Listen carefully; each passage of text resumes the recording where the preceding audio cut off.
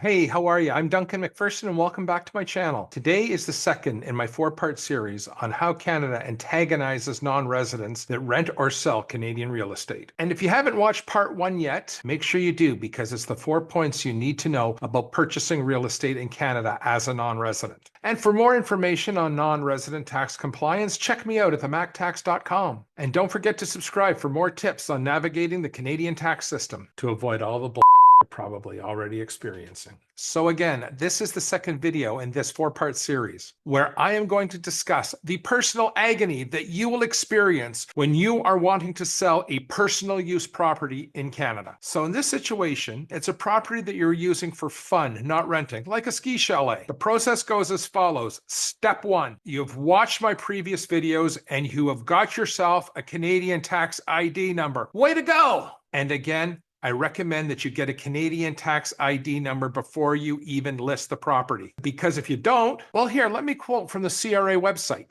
If you do not have a Canadian tax ID number, you should send your ID application in advance of your disposition in order to avoid delays. They're not lying, but due to unforeseen circumstance, and they do happen, if you do have to sell your property before you have a Canadian tax ID number, it can be done. There are hassles, but it can be done. And contact me and we can do it in such a way that you will be able to sleep at night. Now for step two, and this one is my favorite. You must notify CRA within 10 days of the property closing. This is the law, but I assure you the law is an absolute joke here.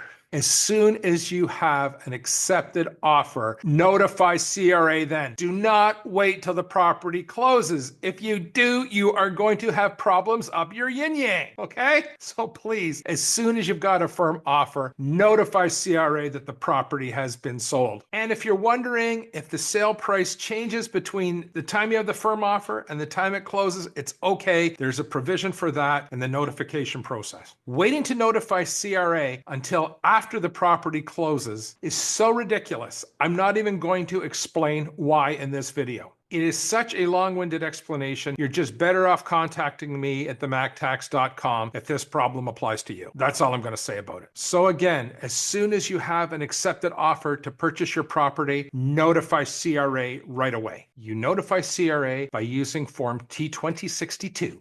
Here it is. After submitting this form timely to the CRA, the purchaser's lawyer will be informed by CRA to only withhold and remit 25% of your gain, not 25% of your gross sale price. Oh, and looky here. What is the first thing you have to submit with this form? The purchase and sale agreement from when you bought the property. But you, my friends, are in the clear because you have that purchase and sale agreement in your safety deposit box because you watched my previous video. Way to go.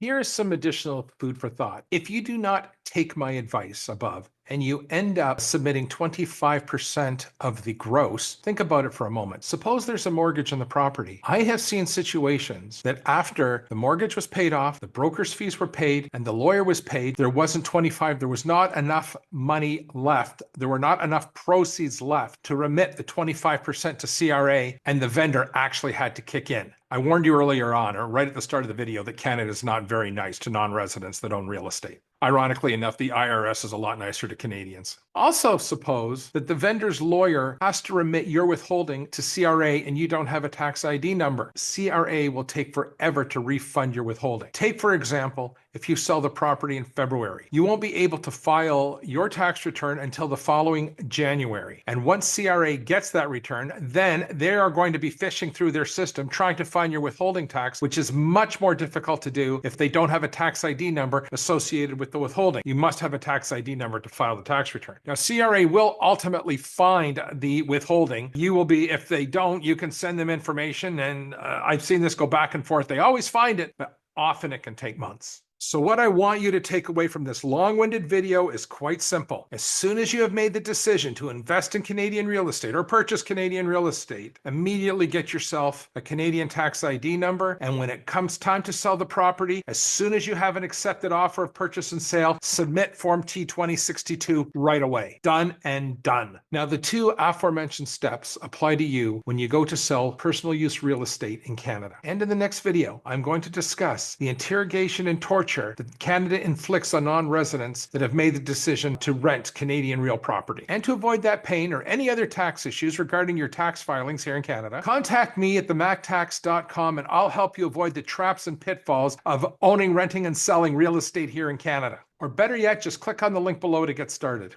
We can work it together. And thank you for watching, and I'll see you in part 3 of this video series. Take care and see you then.